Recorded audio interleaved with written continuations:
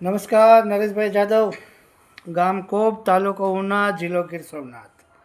આજે ડ્રગ્સનો વિષય આપણે ઘણા દિવસો થઈ ગયા. Gujarat model, Gujarat drugs model. આજે વર્ષોથી આપણે જોતા આવીએ છીએ. મુન્દ્રા પોર્ટ શેના માટે બની? ડ્રગ્સ માટે બની. કન્ટેનર પકડાના, ટાઈમ્સ ઓફ ઇન્ડિયા વગેરે વગેરે હજારો ચેનલોમાં આવ્યું, હજારો મીડિયાઓની અંદર આવ્યું, પેપરોની અંદર છપાણું. આજે જસ્ટ હમણાં જ મેં વાંચ્યું કે ભાઈ વાપી તાલુકાના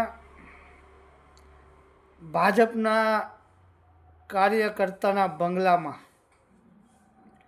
ભાજપના કાર્યકર્તાના બંગલામાં 30 કરોડ રૂપિયાનું ડ્રગ્સ પકડાણું. કેટલા કિલો છે, કેટલા ગ્રામ છે, કેટલા ટન છે, એ બધું એમાં છાપેલું છે પેપરમાં. આ કોઈ મારી કાંઈ વાત હું મારા અંગતની નથી. આ તો પેપરમાં છપાઈને આવ્યું એટલે એવું લાગ્યું કે પેપર બહુ ઓછા વાંચે માણસો, એટલે એક વિડીયો બનાવી અને ચેનલમાં ચડાવીએ અને બધાને થોડી માહિતી આપીએ. ભાજપનું ડ્રગ્સ ક્યાં ક્યાં પકડાય છે. ભાજપનું ડ્રગ્સ આખા ગુજરાતમાં પકડાય છે. હમણાં અમારા અહીંયા આપણા કર્ણાટકની અંદર, બેંગ્લોર સિટી કર્ણાટકની અંદર 3 પોલીસ સ્ટેશનની વચમાં 2 ફેક્ટરી પકડાની. મતલબ ડ્રગ્સ તૈયાર કરતા હતા. મેં એના કન્નડા ભાષામાં પણ વિડીયા બનાવ્યા છે. તો ગુજરાત મોડલ, ડ્રગ્સ મોડલ કહી શકીએ આપણે. અને ભાજપનું તો જે ગઢ છે ગુજરાત કહે બધા લોકો, હું નથી કહેતો. પણ હવે આજે જે ડ્રગ્સ પકડાનું છે એ વાપીમાં પકડાનું છે અને ભાજપના કાર્યકર્તાના બંગલામાંથી પકડાનું છે.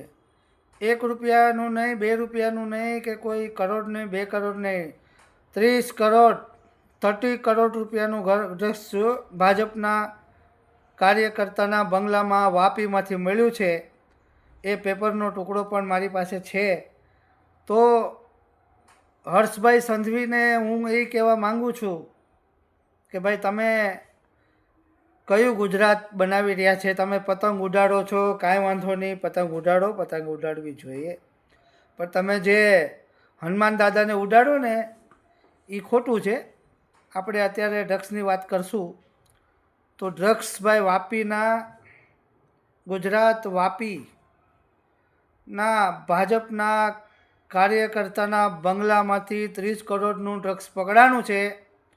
તો આ બધાય ગુજરાતની ભાજપ સરકાર, કેન્દ્ર સરકાર, 3 એન્જિન 4 એન્જિન, જેટલા એન્જિન હોય એટલા ભાજપના બધાય મોટા દિગ્ગજ નેતાઓને મારું એક કહેવાનું એ છે ગુજરાતમાં કે ભાઈ તમે તમારો ધંધો જ આ છે ડ્રગ્સનો, અને તમે મુન્દ્રા પોર્ટ બનાવી એ ડ્રગ્સના સપ્લાય માટે જ બનાવી છે. એના પણ પેપરના ટુકડા આપણી પાસે ટાઈમ્સ ઓફ ઇન્ડિયાથી લઈને વિદેશના પેપર હોય કે પછી ભારતના પેપર છે ના બધા પ્રિન્ટ પેજમાં છપાયેલું છે. એના પણ મારી પાસે પેપર પડેલા છે. અને ગુજરાતની અંદર જે મોટા ભાજપના MLA અને મિનિસ્ટરો અને MP, જેને સાંસદ કહેવામાં આવે આપણા ગુજરાતી ભાષામાં, તો આ બધાય લોકોને મારી એક વાત હું કહેવા માગું છું કે તમે શું કરવા માંગો છો આપણા દેશની અંદર અને શું તમે સાબિત કરવા માંગો છો. અને તમારા ઘરેથી જ્યારે 30 હજાર કરોડ રૂપિયાના ડ્રગ્સ મળે અને છતાં પણ તમે પાછા પતંગ ઉડાડતા હોય તો આ કઈ રીતની રાજનીતિ તમે ગુજરાતમાં કરો છો? અને ગુજરાતની જનતાને હું તો કહેવા માગું છું કે તમે ગામડાઓમાંથી, મારા ઉના તાલુકામાંથી 85 બસ મૂકાણી હતી. મારા એક જ ઉના તાલુકામાં 85 બસ મૂકાણી હતી. આ મોદીભાઈનો પ્રોગ્રામ જે સોમનાથમાં થયો. હવે સંક્રાંતિ તો આજે છે 15 તારીખે, આખો દેશ સંક્રાંતિ 15 તારીખે મનાવે છે. પણ મોદી સાહેબને તો 12 તારીખે આવી ગયું. કારણ કે 12 તારીખે એવી રીતના આવ્યું હતું કે 12 તારીખે છે એ ગુજરાતના ખેડૂત બધા ભેગા થઈ અને ગાંધીનગર આંદોલન કરવાના હતા અને મુખ્યમંત્રીને રજૂઆત કરવાના હતા. એટલા માટે થઈને આ મુદ્દો પાછો મારે આમાં વચમાં ડ્રગ્સની વચમાં એક કહેવો પડે. કારણ કે મોદી સાહેબની વાત આવે ને મોદીભાઈના ગુજરાતની વાત આવે તો મોદીભાઈના ગુજરાતની આપણે વાત કરીએ. આપણે તો ભાઈ જ કહેશું, કારણ કે જે લાયક હોય એ રીતે એને કહેવું પડે આપણે તો, બરાબર. અને એમાં કંઈ ખોટી વાત નથી.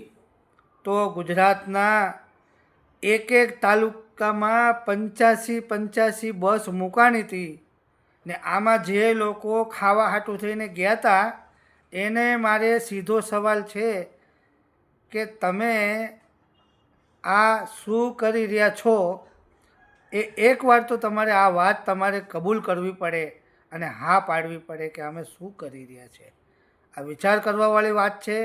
30 કરોડનું ડ્રગ્સ પકડાણું છે અને એમાં કોઈ બીજી વાત નથી. 100% પકડાણું છે. હું આ વિડીયો તૈયાર થઈ ગયો છે, હવે નાખું છું.